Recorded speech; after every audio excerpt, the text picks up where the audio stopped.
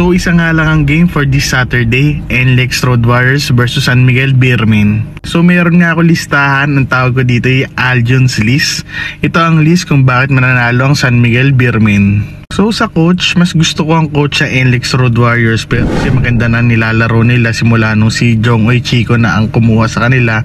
San Miguel, parang kahit sino namang coach kahit yung coach sa Cardel, kayang i-handle tong SMB at makapag-champion to So sa bench naman, obvious na San Miguel Beermen kasi grabe, kahit yung second 5 nila, pwedeng first 5 ng Terra Firma, na Blackwater, ng Northport.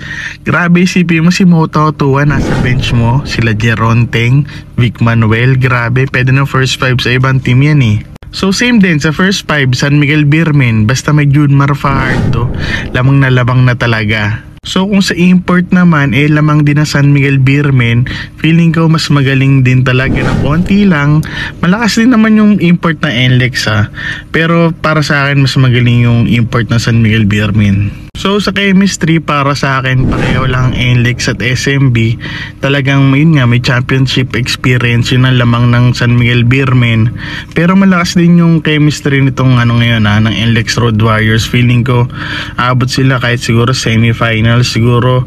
So pwede mag-finals din, depende sino makakalaban talaga So yun na nga, pero San Miguel Beermen ang mananalo dito guys, para sa akin, my prediction.